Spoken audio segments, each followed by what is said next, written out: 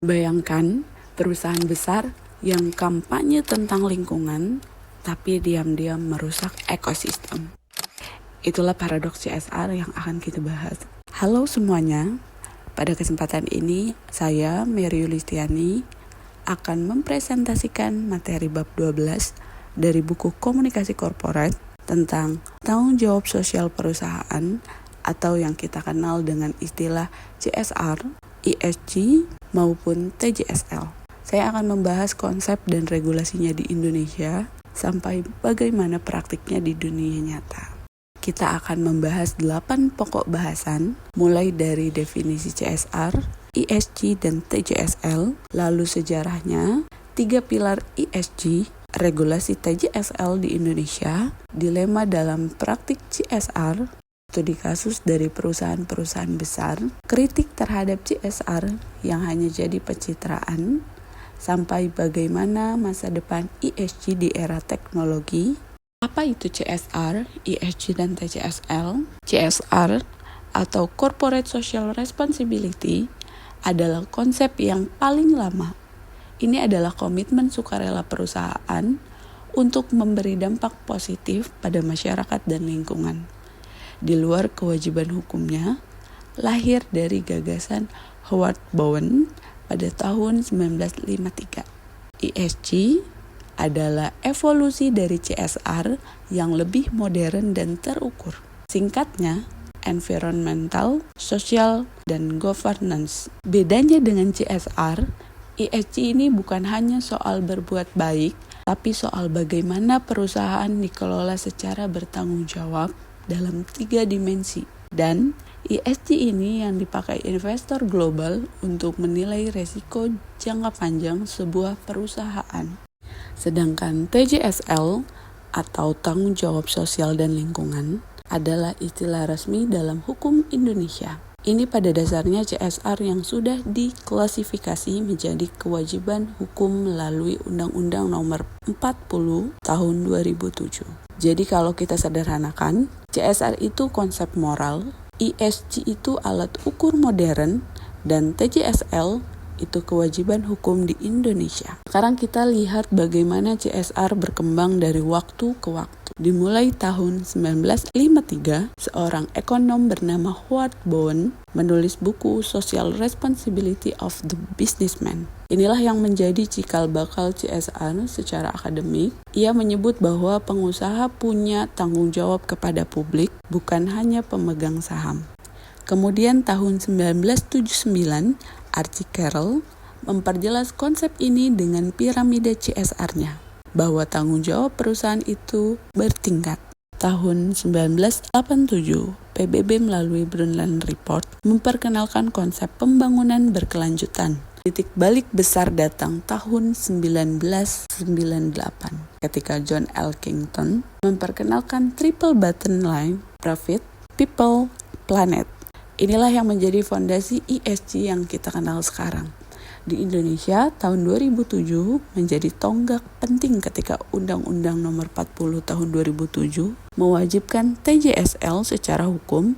Dan hari ini di era 2020-an, ESG sudah menjadi standar global. 96% perusahaan ESG 500 sudah menerbitkan laporan ESG. Sekarang kita bedah apa saja isi dari 3 pilar ESG ini. Pilar pertama, environmental. Ini mencakup pengelolaan emisi karbon, air, energi terbarukan, hingga keanekaragaman hayati. Contoh nyatanya di Indonesia adalah program Pertamina Hijau, di mana adanya penanaman mangrove di wilayah pesisir. Pilar kedua, sosial, menyangkut dampak perusahaan terhadap manusia, mulai dari hak dan kesejahteraan karyawan, kesetaraan gender, pemberdayaan komunitas lokal, sampai memastikan rantai pasok yang etis. Contohnya Adaro Energi dengan program Nyalakan Ilmu, memberikan beasiswa bagi 1.200 santri di Kalimantan.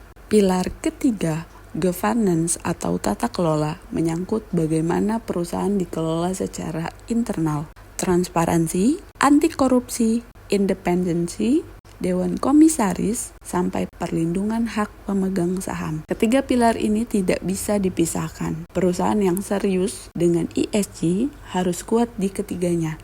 Sekarang kita masuk ke konteks Indonesia.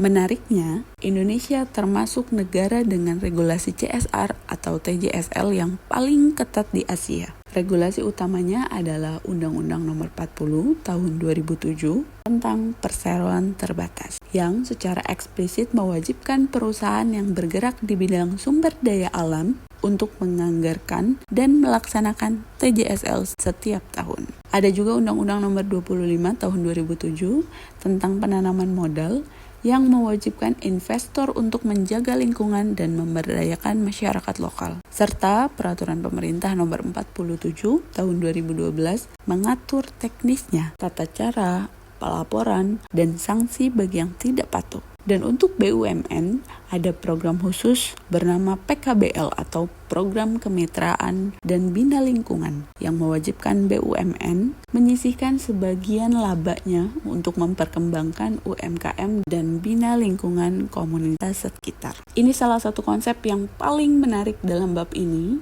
Kerangka ini menjelaskan dilema yang selalu dihadapi perusahaan.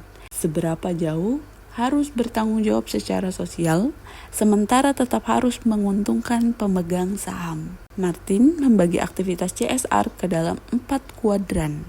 Pertama, Civil Foundation Instrumental. Ini adalah hal-hal yang sudah jadi kewajiban hukum, seperti standar keselamatan kerja atau membayar pajak.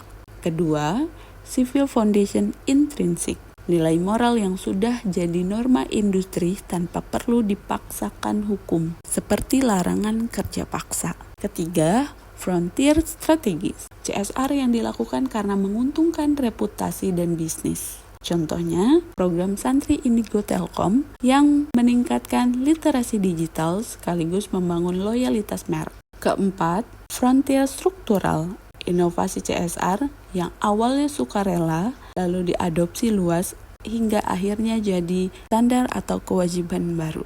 Misalnya, tunjangan kesehatan yang dulu inisiatif sukarela kini diatur Undang-Undang Ketenagakerjaan. Poin kritisnya, banyak perusahaan hanya bermain di zona civil foundation alias memenuhi kewajiban minimum. Padahal dampak terbesarnya justru ada di zona frontier. Sekarang kita lihat bagaimana CSR dan ESG dipraktikkan oleh perusahaan-perusahaan besar di Indonesia. Pertamina, melalui program Pertamina Hijau, melakukan penanaman mangrove di wilayah pesisir.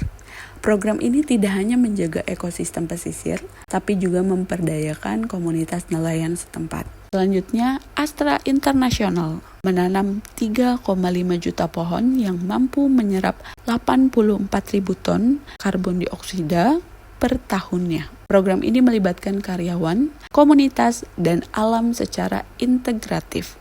Dan Telkom Indonesia dengan Santri Indigo meningkatkan literasi digital di pesantren. Yang menarik dari program ini, selain dampak sosialnya, program ini juga membangun loyalitas konsumen. Inilah yang disebut frontier strategis dalam Virtumetrics tadi. Lalu, ada Adaro Energy yang memiliki program Nyalakan Ilmu, memberikan beasiswa bagi 1.200 santri di Kalimantan melalui kolaborasi pesantren dan pemerintah daerah.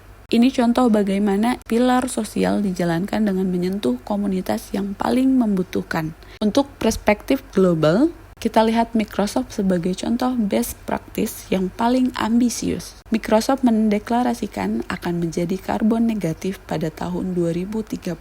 Artinya, mereka akan menyerap lebih banyak karbon dari yang mereka hasilkan. Dan pada tahun 2050, mereka berkomitmen untuk menghapus seluruh karbon yang pernah diemisikan perusahaan. Untuk mendukungnya, Microsoft menginvestasikan $1 miliar ke dalam Climate Innovation Fund untuk mendanai teknologi hijau.